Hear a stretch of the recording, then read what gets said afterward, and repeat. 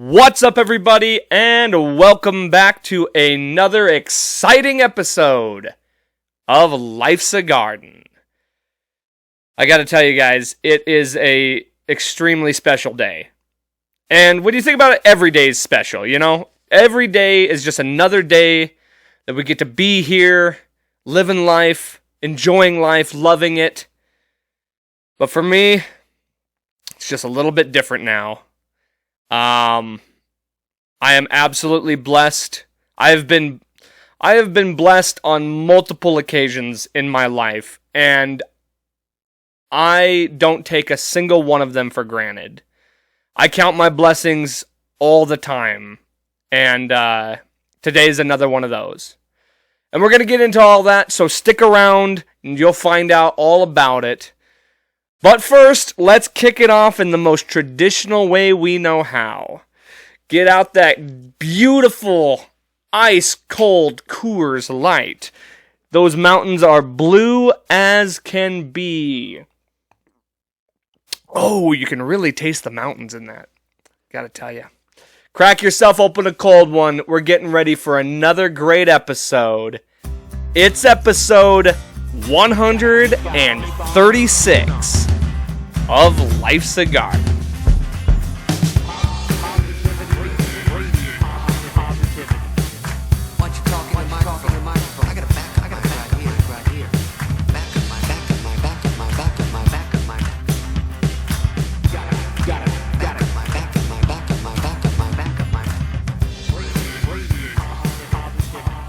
Oh yeah! Thank you all for joining me yet again. Cheers to all of you. I hope you're having a fantastic day, a fantastic week, enjoying life, living it to its fullest. You deserve it. Just a beautiful time to be alive, you know?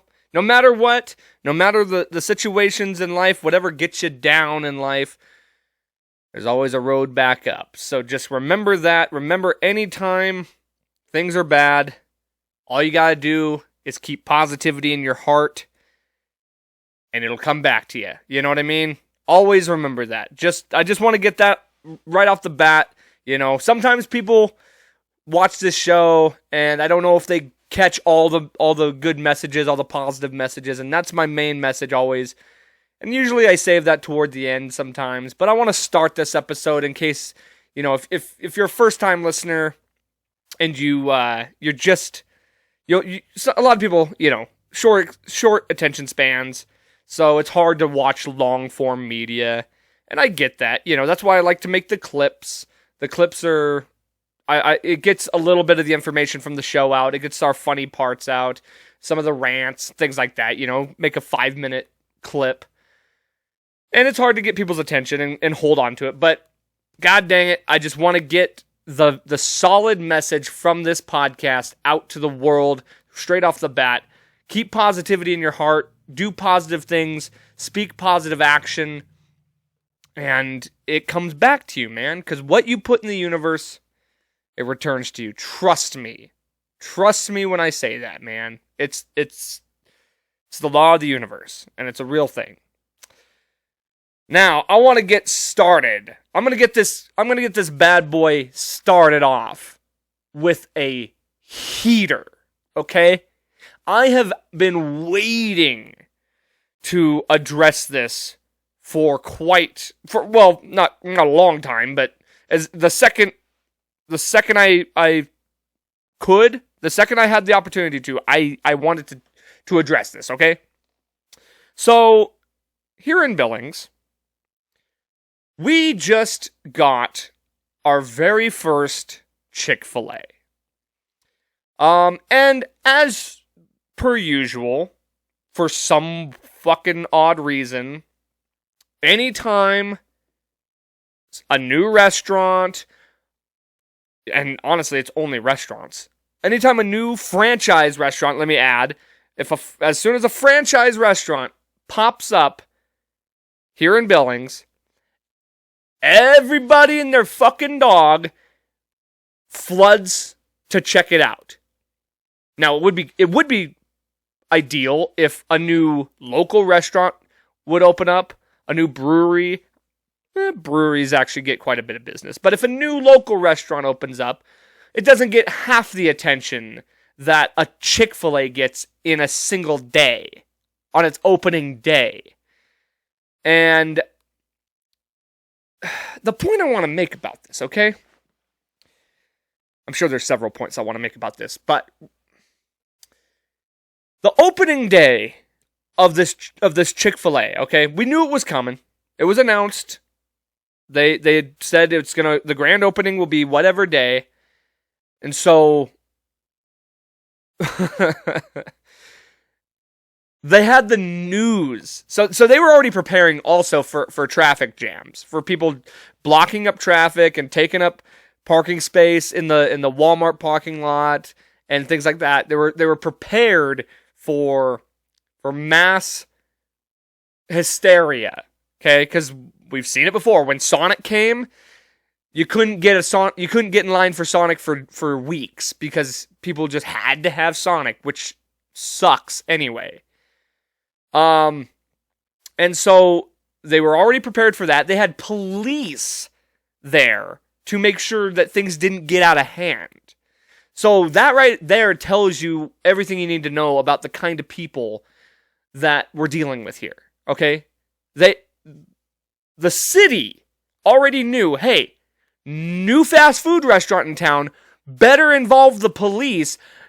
God forbid everybody doesn't lose their shit over this thing, right? We got to make sure we don't have riots over this chicken sandwich. So they got the cops there to keep order at the Chick-fil-A. So that the hungry fatties don't eat each other before they're able to get their hands on a chicken sandwich. And so the news shows up.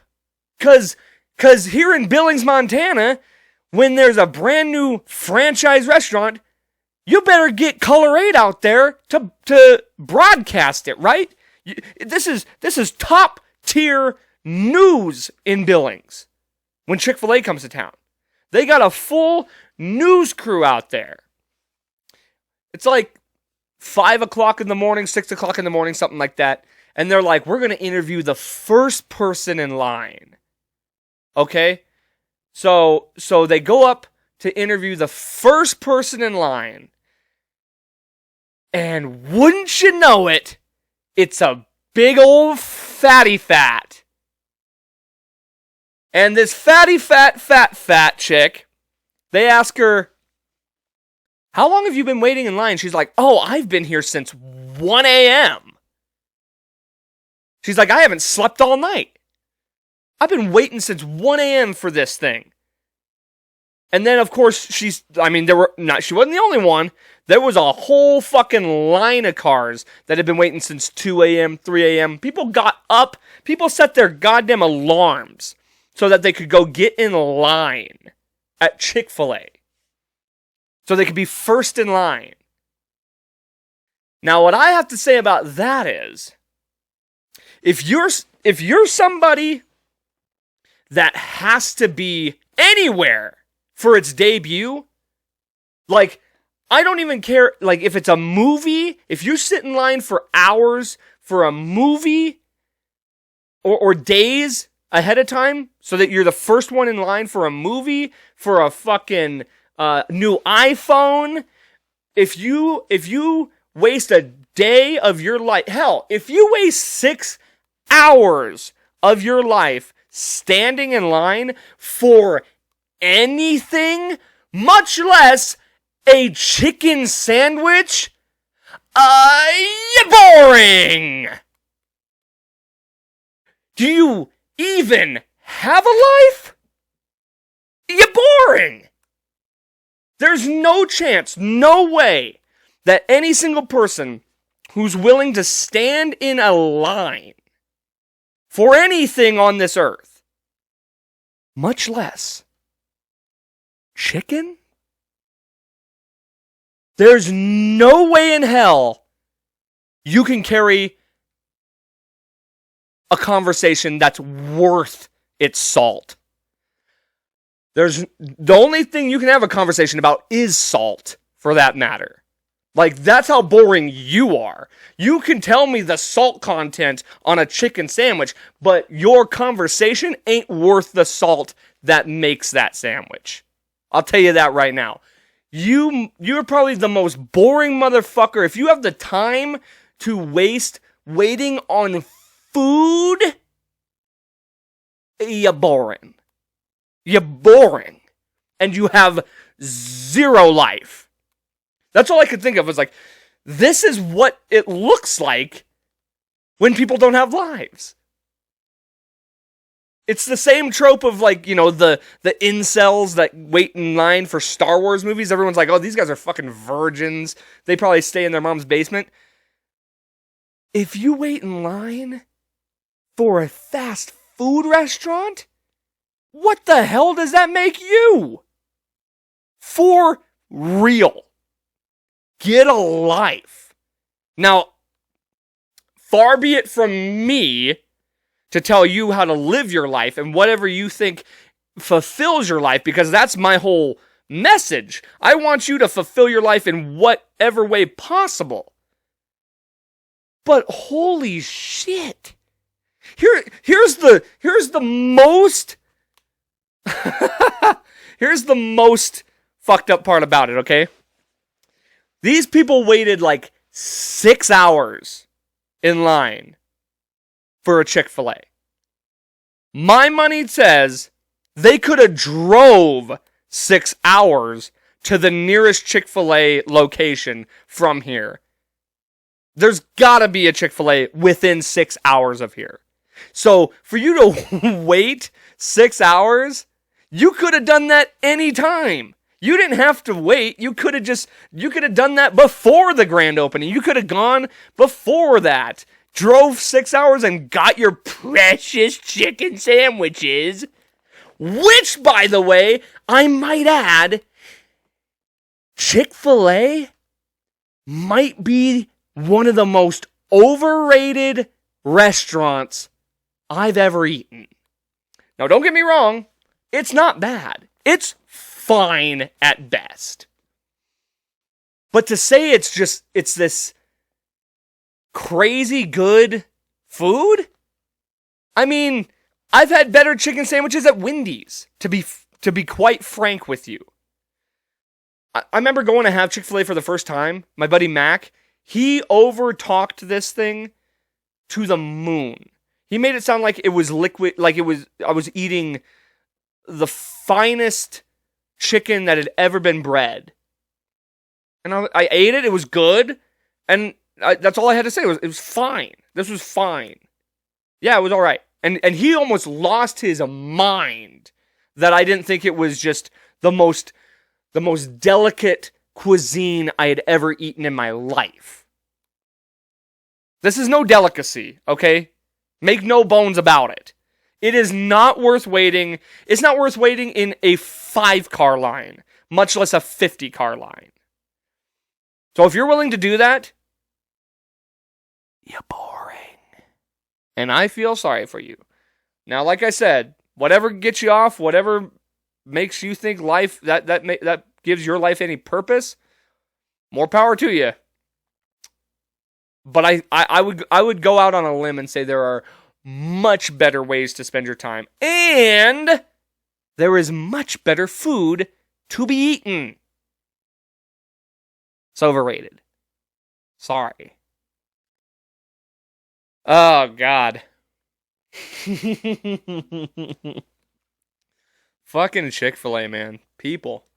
I also got to talk about this, okay, so I'm a little behind on this, and that's pretty typical for this show. I'm fairly behind on most, like, topical events, unless it, like, just happens before I record. But, you know, I get the guest episodes, too, and I like to focus on the guest, more on the guest and less on current events, things like that. So, generally speaking, I get kind of behind on current events. But I want to give my take on this, the cop from Tennessee who slept with 6 coworkers on the job And now I'm not here to say anything. I'm not going to say really anything that probably hasn't been said here. So this isn't going to be like anything noteworthy. But the reason I even want to talk about this, okay? So as I understand the story, this gal slept with she kind of just became a meme. That was kind of the whole thing. It wasn't even really a story. I'm sure it was a local story. And the only reason it really became a story is because of the memes. People were making memes about it. And the main reason I think it was it was a cop. B, it was a woman cop who had slept with all these dudes. It wasn't the other way around. And third, like I said A, B, and third. What if? And C, she looks like the most innocent human on earth. She literally looks like Cindy Lou Who. She looks innocent as fuck. You would never imagine that face would be slutting around and sleeping with the whole force, right? And so the reason I'm even bringing this up is the other night I was at the bar and somebody was scrolling their phone and they saw one of these memes and they're like, oh, I just can't believe that, like, why is this such a big thing? And I'm like, well, because, I mean, and I kind of explained what I just explained to you, and they're like, well, I just think it's kind of fucked up that they're slut-shaming her like this. I was like, well, is it fucked up that she's being shamed? Or is it fucked up that she cheated on her husband with 6 other guys on the job? What's more fucked up? Is my question. Is it more fucked up to shame her for her shameful behavior? Or is it more shameful to cheat on your husband with 6 of your coworkers on the clock? Just saying. What's more shameful? You know what I mean? And then after explaining this, they're like, well, I just think it's also fucked up that the guys aren't being, they're not getting the notoriety, or they're not being like blasted, and they're not getting in trouble. I was like, first of all, they are in trouble. I mean, it's the things they did they also were fucking on the job, which isn't good. And they, I'm sure, got suspended or fired or whatever. I don't know exactly what happened to them. But I know they got in trouble, just like she did. Now, the other thing is, they had sex with her. She had sex with them, as in multiple. That's why she's getting more of the flack, because she's a repeat offender in said case. Now, they are offenders. They offended the job by sleeping on the job or sleeping with somebody on the job, and she's a multiple offender. And then, you know who I really feel sorry for in all this? Her husband. Because now they're making, like, nobody's talking, like, they're not talking about how he's being shamed. He is completely innocent in all of this. So he's getting blasted on these memes, getting kind of made fun of, or being joked about. He's the one I feel sorry for. Fuck her. She deserves all the shame she's getting. And look what she did. She brought shame onto her family. She brought shame onto her husband, who had nothing to do with this. And so if you're going to defend her and be like, well, they're slut-shaming her, it's like, fuck yeah, because she's a slut. And it's like, it's one thing if she's sleeping with a bunch of people and single. First of all, you still shouldn't do it on the job with your coworkers. That's less shameful. It's so shameful to do it while your husband, like, behind your husband's back. And she said they were in an open relationship, but then he came out and was like, that was never agreed upon. So maybe, like, if that was the case, different story, a little bit. But like I said, this guy's an innocent bystander in all this. He's just having to take the lumps and be like, God, like, now I gotta have my face out here because you went and fucked the whole squad? God, now he's the one I feel sorry for. So don't be defending her for slutting around when you got dude over here just. I mean, I wouldn't be shocked if he fucking took his own life over all this. Like, that's embarrassing, dude. That is embarrassing. And we should feel sorry for him. And he's the one who shouldn't be being made memes about. She is. Also now, I gotta talk about this George Santos guy. Now, if you don't know who that is, he was recently elected as the representative, a representative in New York City, or New York State. He represents the Long Island district, if I'm not mistaken. Now, this guy, let me just give you a little background on this guy. He is a member of the Republican Party. He is gay. He was a cross-dresser or a drag queen, whatever the proper term is, in Brazil for a time. And everything he has said, see, the funny thing is, like, the left are gonna like be like, whoa. So let me explain real quick. So he's lied about everything on his resume. He said he was Jewish. That's not true. That he was saying like his grandparents died in the Holocaust. Not true. Not even Jewish. He said that I can't even remember all the claims he made, but he made all these wild claims. He might not even be gay. I mean, I don't know. And like everything he's said has come back as like not true. He was like accused of stealing money from like veteran charities, things like that. He's got a lot of like shit coming out about him. But the funny thing about it is the left are going to be like, look, see what these Republicans, blah, blah, blah. Like they're going to pinpoint the fact that he's a Republican. But then you're like, he's also gay. And then they're all going to be like, well, gay people can't be bad. Like that's not impossible. Tell that to Jeffrey Dahmer. Oh man. But this Santos guy, so he's lying about everything, right? And everyone's like, well, I can't even believe he still has a job.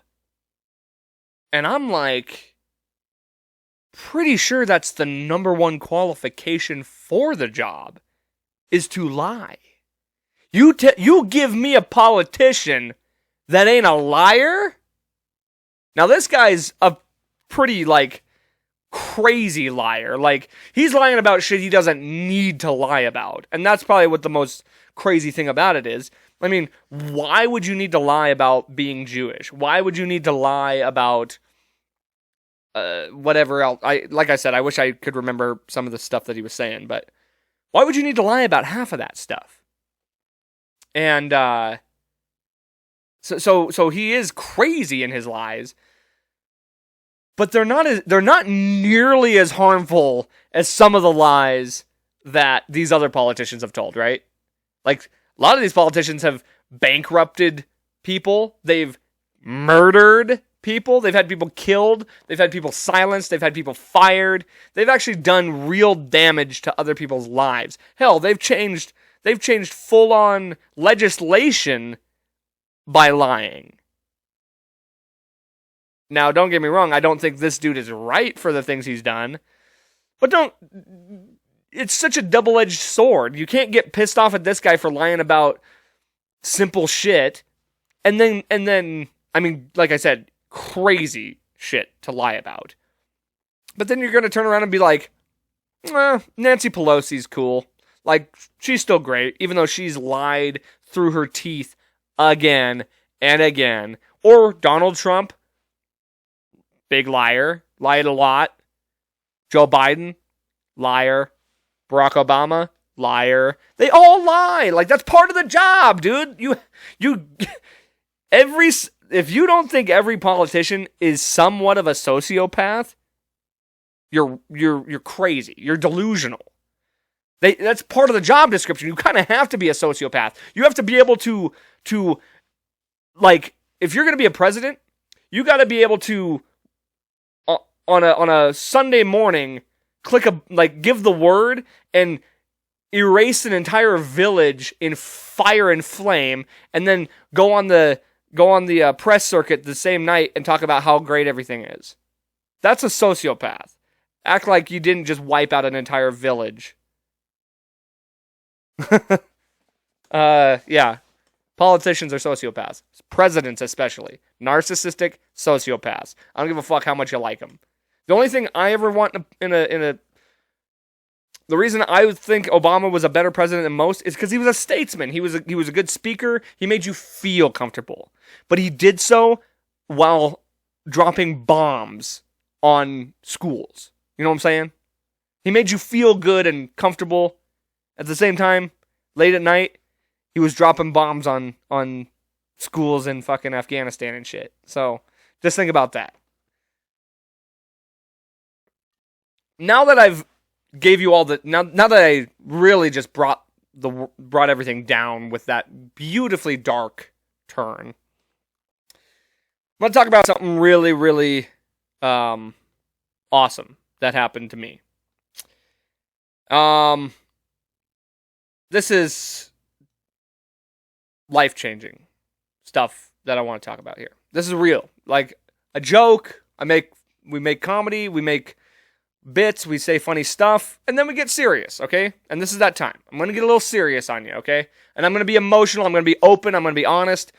And I just want to there's times in this show where I want to be open with you guys. I want to be myself. I want to tell you, I just want to be me, and I want to like express myself and be an open door, be an open book. I want to be able to fill you in on my life, okay? And so with that, I just want to tell you this. I want to tell you about a really, really huge thing that happened to me, okay? So, for the past 6 months, I have been working on, I've been working on filing my dad's life insurance policy. So, for those of you that may not be aware, my dad passed away May of last year. And shortly afterwards, we were able to get in contact. He had a life insurance policy. We got in contact with them. We had to. So the first thing. So this has been a whole series of things. Okay, there's been a lot of potential roadblocks. Okay, there have been a lot of things that I was uncertain about. Things that I wasn't going to hold my breath over. First things first, I wasn't even sure it was going to be an intact policy, right? Like, I wasn't now this is kind of shitty for me to say, but I didn't necessarily have faith that my dad was either keeping up on paying for it, because he talked about this thing to me all the time. He told me, I'm pretty sure if you go back to the episode with my dad, he brings it up. He talks about it.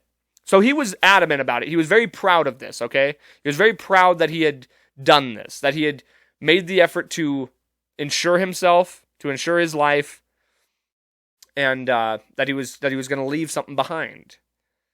And so, but even with that, even with how much he was proud of it, how much he talked about it, how much he stood by it, I still had my doubts, and I feel bad about that. I had my doubts that he kept the policy intact. I had doubts that the policy itself was even, a good policy or with a good company or anything like that. And I'm not going to go into why I think that. Like, if you knew my dad, or if you knew my dad like I did, you would understand why I had my doubts, okay? Well, turns out, policy was intact. The policy was good. And it happened to be with a really good company. So, that was the first roadblock. We got past that. Now they need all the information, right? I got to give them the accident report. I need to give them the toxicology report. I need to give them, all this information, right, that they need to look over to make sure that the manner of death was within the policy description. And so now we start sweating a little bit, right? I told you all he died in a motorcycle accident. And my first thought, again, doubt, reasonable doubt on this case, I was worried he had alcohol in his system. Now, based on the time of day, based on the fact that it was early in the day, and I had my, I felt comfortable thinking he probably hadn't drank, but he's a Craig, he's my dad, I know him all too well, and he liked to drink, and he had a little flask, so maybe he had a little sippy of that flask before he hopped on that bike, you know what I'm saying? So now, starting to sweat a little bit more, right?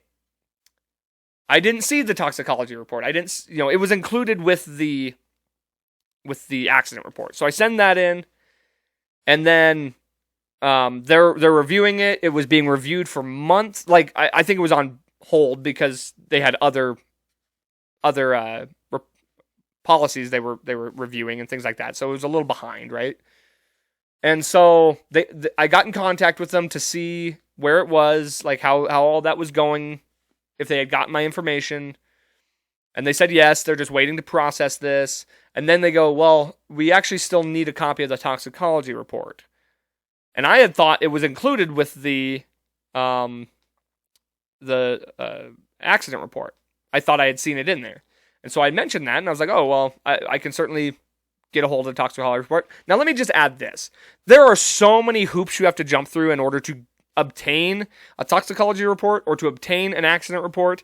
You gotta, you have to wait for that to process. So that's what was taking so long, right? We had to wait. It took like over a month for them to process the accident report. I had to send it like a request, and then that took time. It was everything took time. There's a lot of red tape you got to go through, and so then they tell me we got to get that toxicology report. So we start working on getting that, right? And like I said, I thought it was in the accident report. But now here's another hoop we got to jump through. We got to go get that toxicology report, which could be the make or break in whether or not this policy even stands, right? And then I got a letter in the mail, and I was thinking, I see the company name, and I'm like, okay, I know what this is. This is going to be them just like giving me a written request for the toxicology report, or saying, because they sent me a letter before saying, hey, we still are waiting for your information, because I was waiting on the accident report. They're like, because I had called just to make sure it was still an intact policy before, and then they had started, the policy was open for, you know what I mean? Like, I can't think of the word, but anyway.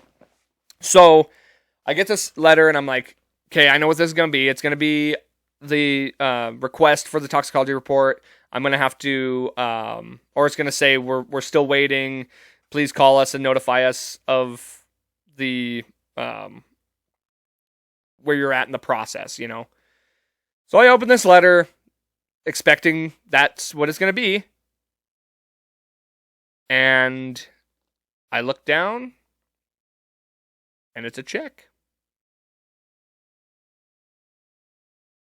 So the toxicology report was in the accident report, like I had thought.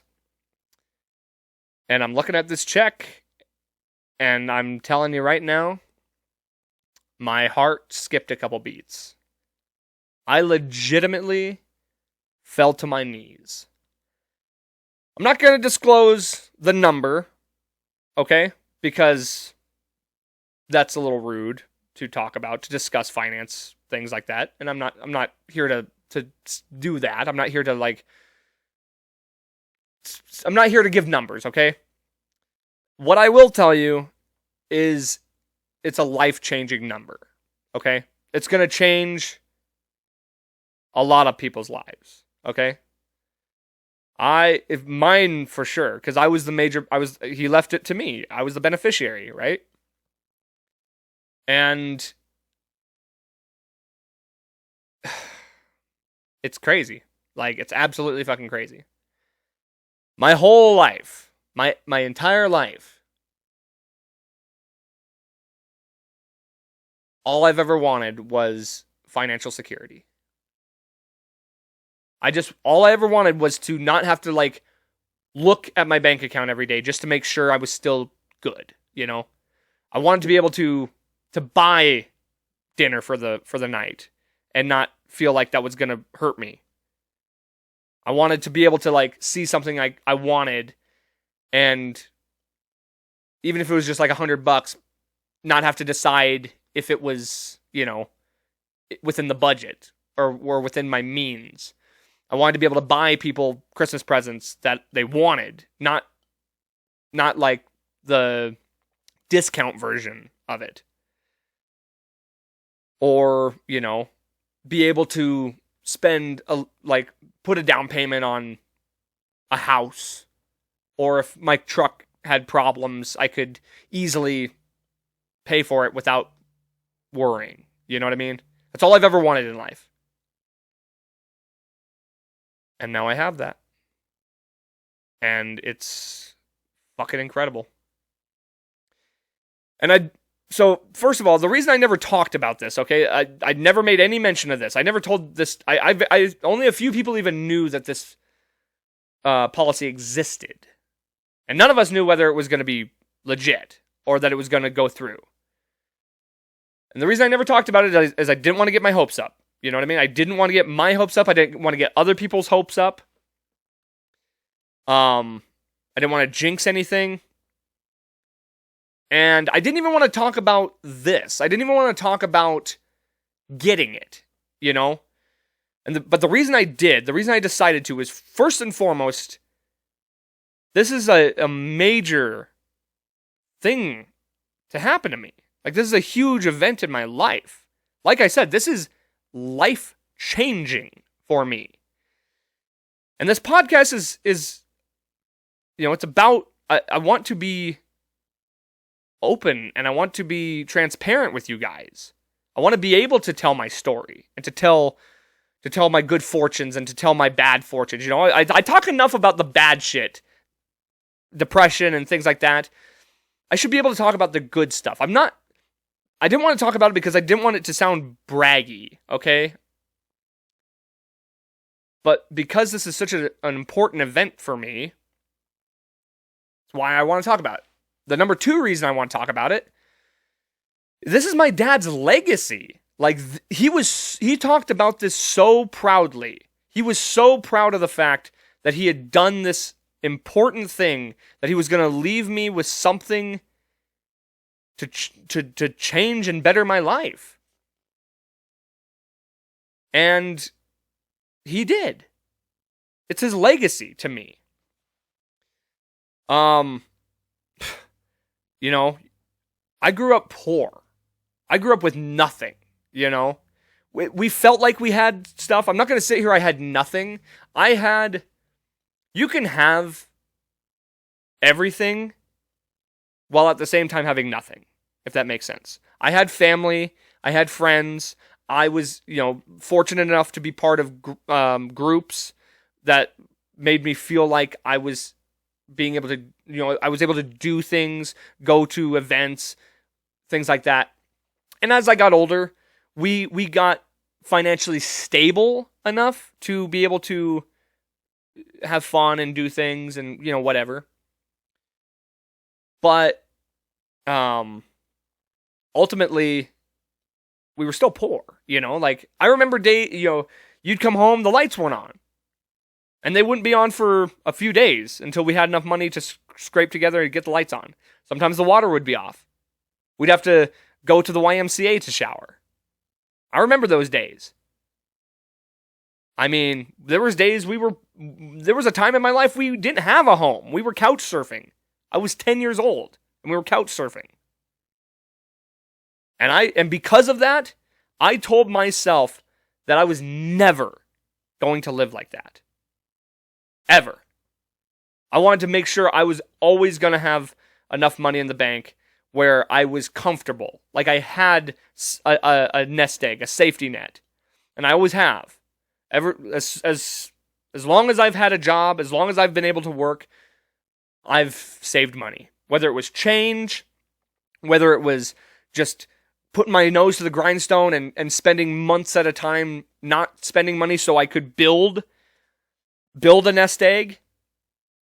I did it. I worked hard to make sure I had the money of at least minor comfort, right? And, even still, like I make no mistake about it, I haven't worked paycheck to paycheck in a very long time. I worked hard to make sure that wasn't the case. To where I could go on vacations, things like that, I was able to make my life comfortable. And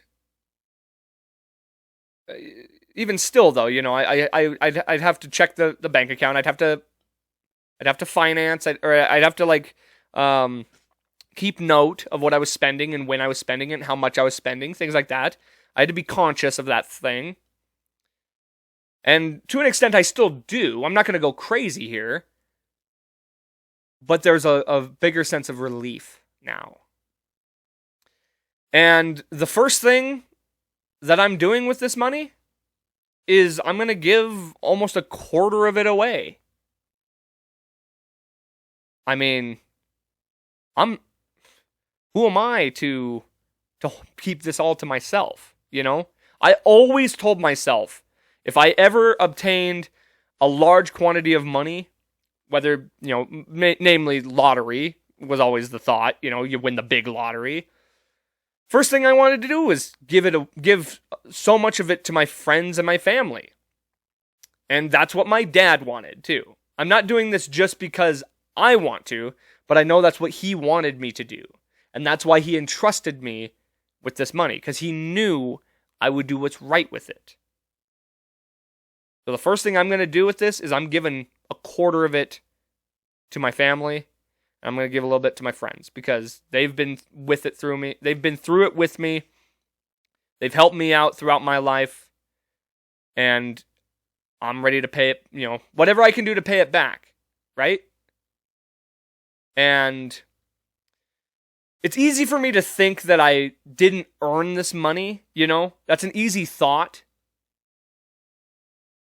And it's true, like I didn't earn this money.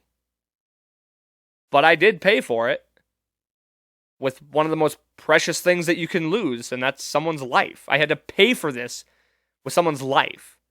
So, to anybody who might think that this was unearned wealth, trust me, I paid for it. And I plan on paying it back to others. Because that's how you should live your life. I don't want to be selfish. I don't want to be greedy. And it was trust me, it was hard. It was hard not to be. You see a number and it's hard to not want it all. But anytime I thought that way, I was like, no, that's not right. That's not who I am. Share the wealth.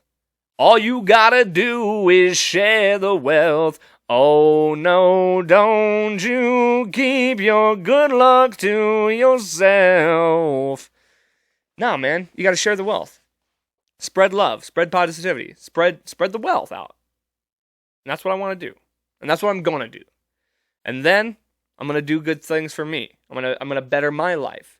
And a lot of that money's going into savings. And I'm gonna figure out how to invest that money and to make it grow for itself. I'm gonna be smart about this. I'm not gonna be stupid. I'm not gonna be I'm not gonna go off the deep end. I've had to really sit down and tell myself that. So yeah, that's my big news. That's the big thing here, and it's fucking amazing. It's life-changing. I'm blessed. I thank God all the time for my blessings. I truly do, and I truly mean it. And I thank my dad for what he did in being able to do this for me. Now I said I wasn't going to tell you the number, and I won't. I'm going to keep that to myself. I'll share that information with my close family and maybe some of my friends. I'm not here to brag or anything like that. With that being said, I will say this. Bag alert, major bag alert, major bag alert, major bag alert.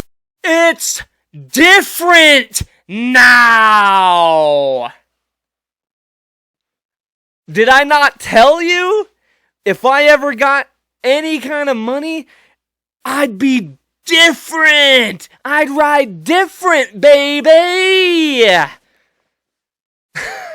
I'm totally just kidding. Absolutely joking. Here I am saying I wasn't gonna brag. Bag alert. You might as well call it brag alert at this point. And even with this outfit, you could even say fag alert. But you know.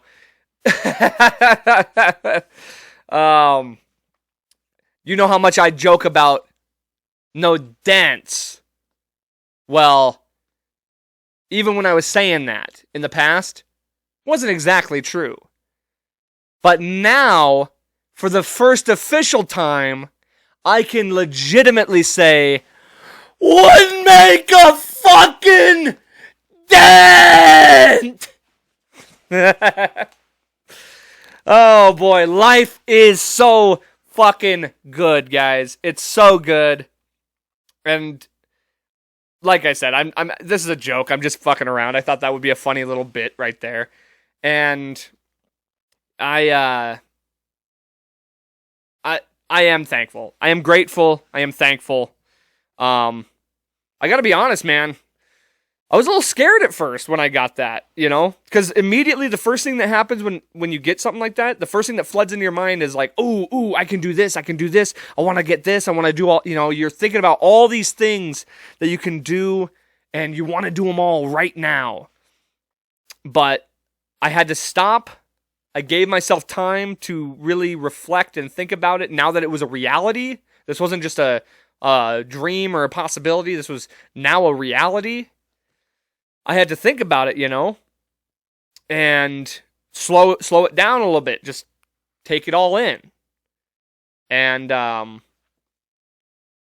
so just take it little by little, figure out how to invest that money, make it grow for itself so that I don't go broke. I'm not back to where I was, but most importantly, I got to take care of my family and my friends. I got to take care of everybody else. I'll take care of myself. Don't worry about that. But this is not just a me thing. This is an us thing here. And, it's going to help benefit this podcast. Hey, who fucking needs ads, right? Who needs ads now? It's going to help benefit this podcast. It's going to help benefit my band. More people than me are going to thrive on this. Trust me with that. And I'll be able to eventually move into a nice, bigger home like I've always wanted. So many dreams are starting to become reality. And I got to take it slow. I can't be Mr. Charity at the bar anymore. I can't. I will. Just as much as I always was. But I can't just do it every night, right? I'm not going to be like, shots all around. I can't do crazy shit like that. I can't just throw money around like a fucking maniac like I usually do. I can't gamble. I can't go on a fucking gambling spree. Can't do anything like that. I gotta be smart. And that's what I plan on doing. So, as much as this is an absolute joke, I'm dead serious when I say I'm gonna do right by others, and I'm gonna be responsible with this, and I'm gonna treat it like the blessing that it is. So, just wanted to share that with you guys. Big news, life-changing news.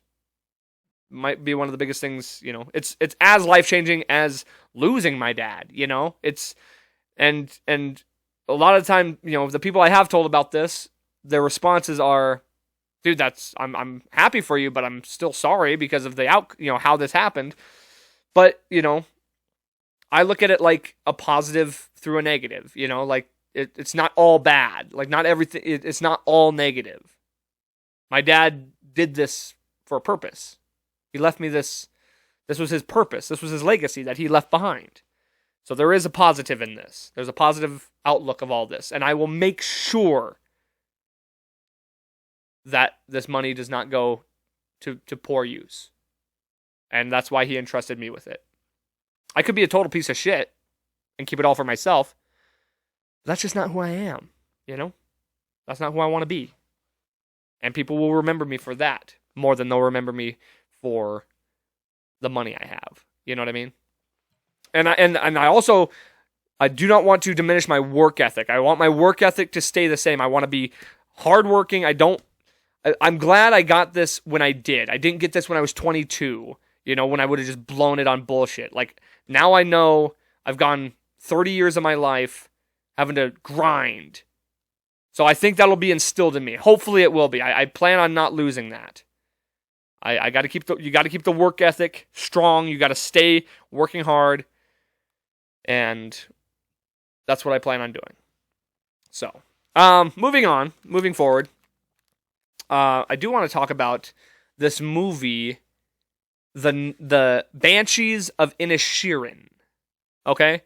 So, this is a movie that takes place in Ireland. Okay? This is a award-nominated movie starring Colin Farrell and I knew I was going to forget his name. Gleason. Not Jackie Gleason. Is it Gleason? What the hell is his name? God damn it. I knew I was going to forget it. Glenn? Fuck. Anyway, it's a movie set in Ireland. It's like an art film, you know what I mean? It's kind of hard to follow, and I'm sure I know there's deeper meanings to the storyline, but like the basic storyline in it is kind of hard to follow. It's like a dark comedy, and it's serious at times, and it's a good movie. It really is. Like, I'd have to really, I'm so dumb when it comes to shit like that I don't like see the message behind the hidden message and all that stuff. I'm just not capable of seeing that. So I'll have to like look into. It's a good movie though. I highly recommend. It's on HBO Max. But I was watching this movie, and like the main thing I got out of it, honestly, out of anything, was it was how much I really want to go to Ireland now. You know, I was already planning on going to Ireland. Like, that was a guarantee. That's what I'm doing for my 30th birthday, hands down, no doubt about it. I already had my plan on how I was going to be able to afford to do it. But now I don't got to worry about that so much because Bag alert, major bag alert, major bag alert, major bag alert. Right? But no, seriously, this movie just made me really want to go to Ireland. And so now I definitely am. But yeah, Banshees of Inisherin, I wish I had more to talk about it with. But I just wanted to bring that up real quick because it was a movie I watched recently, and I'm dumb when it comes to art films. So, but yes, I will be going to Ireland. And last but not least, the last thing I want to talk about here, real quick, let's end on a fun note again. I'm going to give you a pet peeve of mine, okay? Major pet peeve right here. It absolutely drives me nuts when I'm looking through Snapchat or I'm looking on Facebook and I see somebody went to a concert, right? They're taking pictures, they're posting about this concert they're at. And as I'm looking at the video, they're taking videos, and it's the entire show. Like they're recording the full songs, they're recording the whole show, and I'm like, in my head I'm like, did you even watch the show? Were you even there? Or the amount of people go to on vacations to Hawaii or to Ireland, things like that. And the thing, everyone wants to document all their major events, like the events in their lives. Like, I get major events like weddings and things like that, but everyone wants to document everything they do. And it's like, how about instead of documenting it, like being so worried about documenting it, be more worried about experiencing it, you know? Like, I get it, take a couple pictures, that's fine, that's fun, I do the same thing. But to spend you're basically spending your entire time on the phone, making sure you're capturing the moment so that you can look back on it later, or that you can, even more so, what I think people like to do is boast to their friends, like, look what I'm doing, look at all this, look at how much fun I'm having. But are you really having that much fun? Because you're too busy focusing on capturing the moment and not living in it. Like, who gives a fuck? Like, yeah, you might be dead and gone, and people will get to see all the great things you did, but you'll be on your deathbed, and all you'll remember is Zoom, click the play button, click the stop button, post it. And the whole time, you weren't even experiencing it. You weren't even getting the feeling of the concert. You weren't even getting to, like, take in the scenery of the beach. You know, you were too busy focused on, how's this picture gonna look? How do I look in this picture? Oh, I gotta edit that. You know, people are too focused on capturing the moment and sharing it with the world when they're not even capturing the moment to themselves. You can be somewhere and not be present. And that's very clear with a lot of people. You can be plenty of places and not even be there. Because if you're not checked in, if you're not, like, honed in on what's going on around you, are you really even there? No. So, with that, I just want to say, live your life. Experience your life. Don't worry so much about capturing it, or, you know, don't worry so much about trying to share the moment. Live the moment. Don't share the moment. Like, half the people out there don't even give a fuck about what you're doing. You should. You should care what you're doing. You should care about the experiences you're having, not care about what everyone else thinks about it. Enjoy it. You can't enjoy it when you're too busy focused on, like, sharing it with the world. I get it. Take a couple pictures. Whatever. That's fine. But I would rather look at a single picture from a concert I went to and be like, oh yeah, I do remember that. And then remember all the feelings and the actual sights I saw. I'm going to document everything. That's what everybody does on Instagram and stuff. That's why I fucking hate social media. Everybody's so worried about documenting what's happening. And, like, I get that's kind of what I'm doing here. But I do this once a week for an hour. That's easy. I'm not sitting here like, and I am filming too, which is funny. But it's just different when I'm not sitting here at a concert, like, broadcasting the concert without getting to watch any of it. Go to the show and enjoy it. Go to the event, whatever it is. Enjoy the moment. Don't focus on capturing it for the world to see. You know what I'm saying? So, yeah, I just that was something I wanted to say just because that's a huge pet peeve of mine. It drives me absolutely nuts when I see people doing that. So, anyway, I think that'll just about wrap us up here. I appreciate you joining me today. Please do me the favor of sharing, subscribing, commenting, posting. You know, check us out on Facebook. Or, I mean, not Facebook. I should get a Facebook page. I really should. But check us out on YouTube, Spotify, Apple Podcasts, Stitcher, wherever you get your podcasts. If you only listen on YouTube, hey, go to Spotify or Apple Podcasts and follow us there too. Those numbers help. If you're on the other, subscribe to the YouTube channel. You know, those numbers help us. Please, hey, you know what else? Please do me the favor. Go back and listen to the last episode with Coach Haran O'Neal. That was an absolute pleasure to have him. And it was one of my favorite interviews I've ever done. So please go check that out. Go listen to previous episodes. Go listen to past episodes. Go way back to the beginning. Listen to the early ones. They suck, but hey, you know what? You'll see the evolution of the podcast. Don't be a boring son of a bitch and wait in lines for fast food joints, okay? Like, Just don't be that guy. You have much better things to do with your life. Trust me. You can wait on the chicken sandwich. I'm sure you can wait. Don't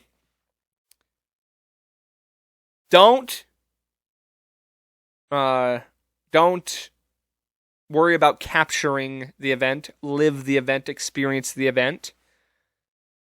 And, most importantly, don't forget. Bag alert, major bag alert, major bag alert, major bag alert. No! Dance, baby! Most importantly, live your life to its fullest. Experience life. Do whatever makes you happy. Love life. Be respectful. Be kind. Help out others. And don't forget, life's a garden. Dig it. Just gotta keep on